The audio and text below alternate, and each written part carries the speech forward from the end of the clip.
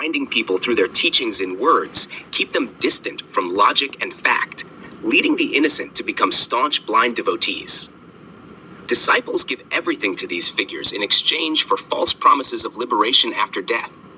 Why isn't this promise immediate or direct? Because no one can die while alive to prove it, nor can a deceased person return. This is the reason why they keep people as bonded laborers throughout their lives, extracting wealth to establish empires worth trillions, ensnaring them in illusions of fame, prestige, wealth, and false supremacy.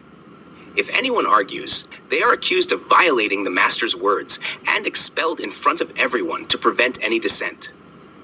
They are lured by promises of ultimate meaning, heaven, and liberation, while simultaneously instilling fear of hell and the master's words. The belief that there is no liberation without a guru is propagated. The saying, "One guru goes, 1,000 stand," is widely accepted. There are blind devotees who will accept anything as long as they are kept occupied. Numerous ceremonies are held to prevent anyone from thinking outside this system. This is a grand deception, a web of traditions, rules, and orders that has persisted since ancient times, which holds no real substance. The unbiased understanding of what is happening without interference is what I call reality. It allows one to silence their transient mind, understand oneself impartially, and face their eternal nature, thus living in reality forever. In the definition of a transient mind, love is merely a term for fulfilling one's interests.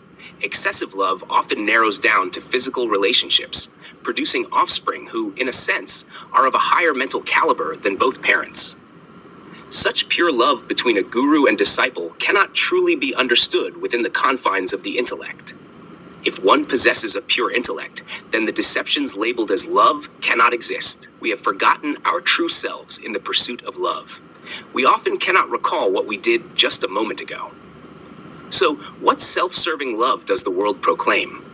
For 35 years, we have been unable to return to our essence.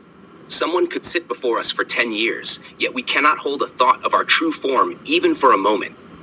This is because we are formless beyond our bodies, devoid of transient elements and qualities. No matter how many words are spoken, not a single one can remain in the memory of the transient mind. Words spoken lack the essence of the universe.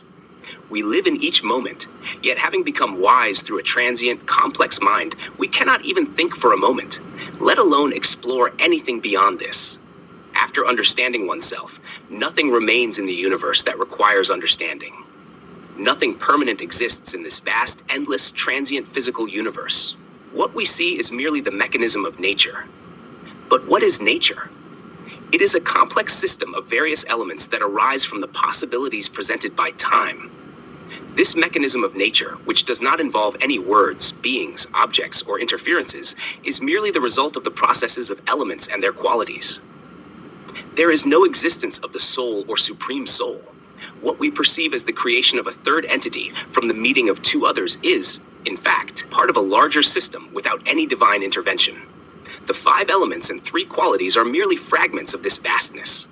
Human intellect is limited, and to deny the existence of something we do not understand is not honest.